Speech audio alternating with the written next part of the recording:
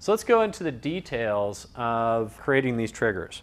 Well, there's a lot of different places where you can create triggers within our tooling. So there's the setup menu, there's the Force.com IDE.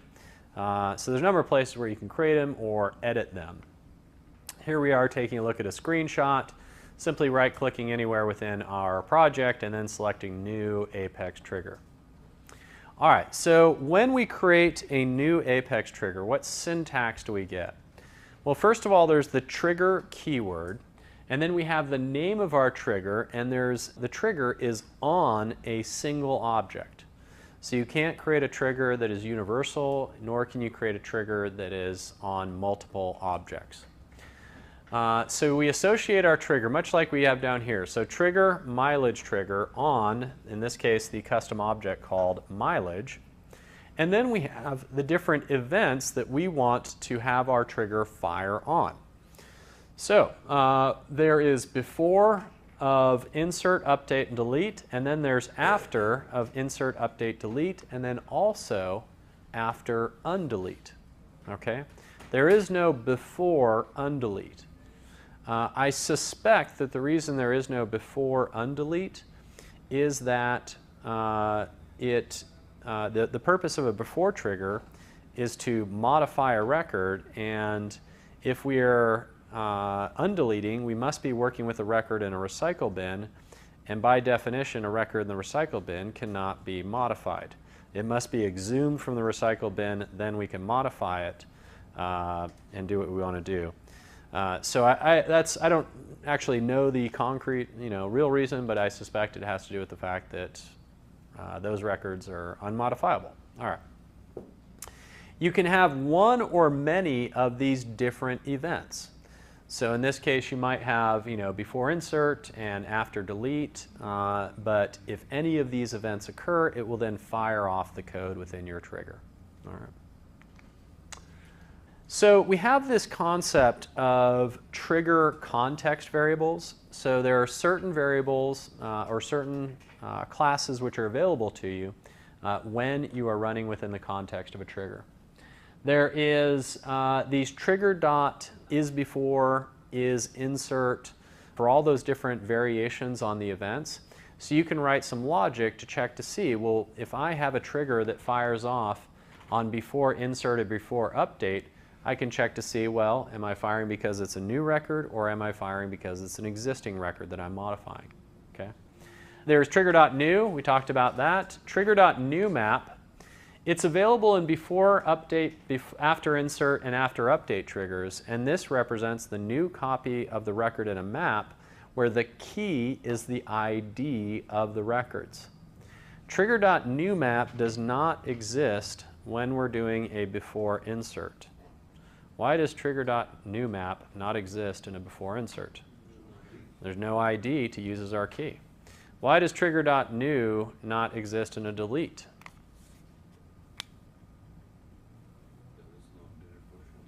There's no new version of the record. We're only deleting the old version of the record. Very good. Okay. Trigger.old.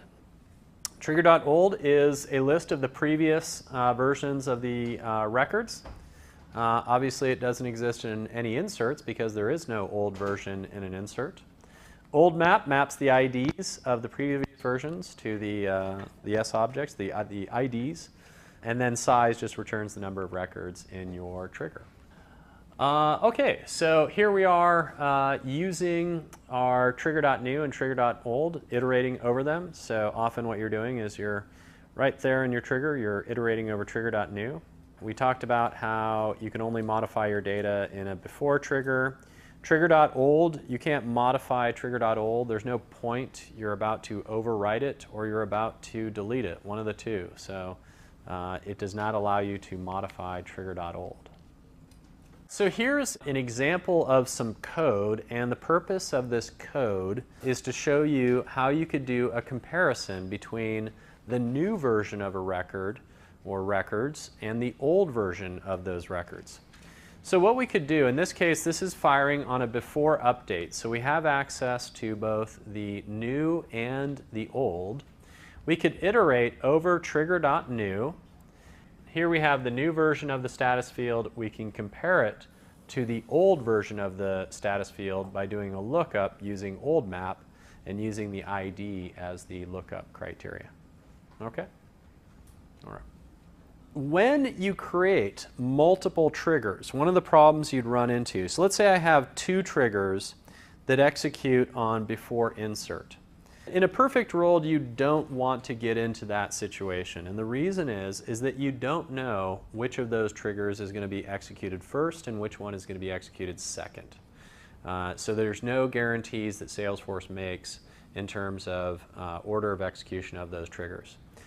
So in our best practice that we recommend is that you do something where you have either a single trigger per object, or if you have a single trigger per object per event, so up to 7 triggers per object.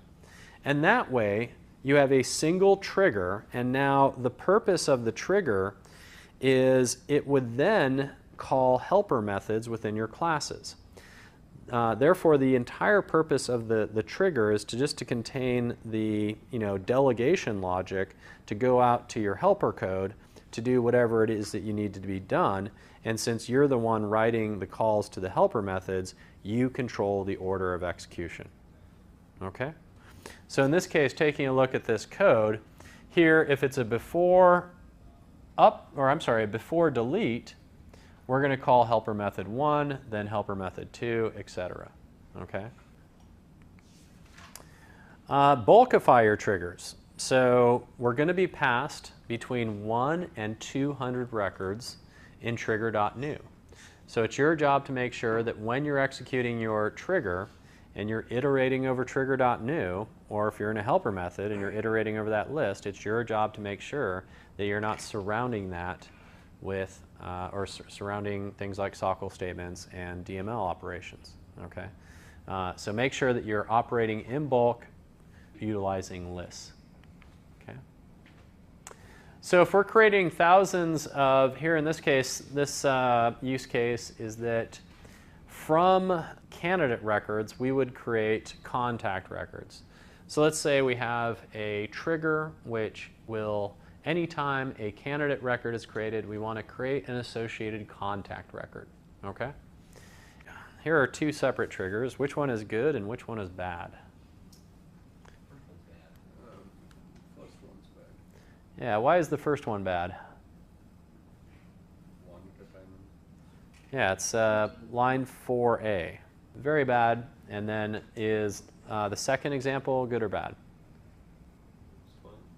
Yeah. Should be good, because we know that trigger.new will be a maximum of up to 200 records. We're going to do a single DML operation on up to, therefore, 200 records. So it should be good. Okay. All right, so how do we prevent records from being committed to the database? Well, the way that we do it is there is a method called addErr. addErr is a method associated with SObject. So you apply it on a record-by-record basis. Okay. Interesting thing about addErr is that you can call addErr on an individual SObject or on a field on that SObject. So I can do, let's say I have a position called P. I could do p.addErr, or I could do p.hiringmanager:_c.addErr. Now the difference between calling addErr on the record versus calling it on the field all has to do with the way that we display error messages on our page layouts. So if you apply it on the, much like, and this is exactly like a validation rule, when you indicate that you want the error message to be displayed at the top of the page versus being associated with an individual field. Okay. All right, here's some example of some code. This one happens to be a before trigger, but it could very well be an after trigger. We're iterating over trigger.new. We're taking a look to see if our email is null. We're checking this map, see if it contains it or whatever. And if it is, we're going to call addErr. This will then prevent that particular record from being written to the database. Okay. How do you prevent a duplicate lead from being saved to if the lead's email address already exists in your application within your database? So looks like we do exactly what we're doing here, which is to select from the database the values of the email field from our database. There's other issues that you'd run into where you might have recursive trigger execution, and we'll take a look at a design pattern that you can do. Basically what this is going to do in this scenario, essentially upon the insert of a record, we want to insert another record of the same type. So in this case, if we insert into this dictionary object, if we insert a cup and we indicate that mug is a related word, and we indicate that it is a synonym, we want to have a trigger that inserts mug indicating that cup is a synonym to this. So we're kind of doing this cross-linking, if you will. So if mug is a synonym to cup, then cup is a synonym to mug. And so we need to have two synonym entries. Okay? So, so what problem might occur? So what problem might occur in this situation? So we have a trigger that, let's say it executes on after insert, like this one. And anytime we're inserting a word, we're going to insert its synonym. In this case, we didn't have any uniqueness requirement, so conceivably you could just have another cup entry.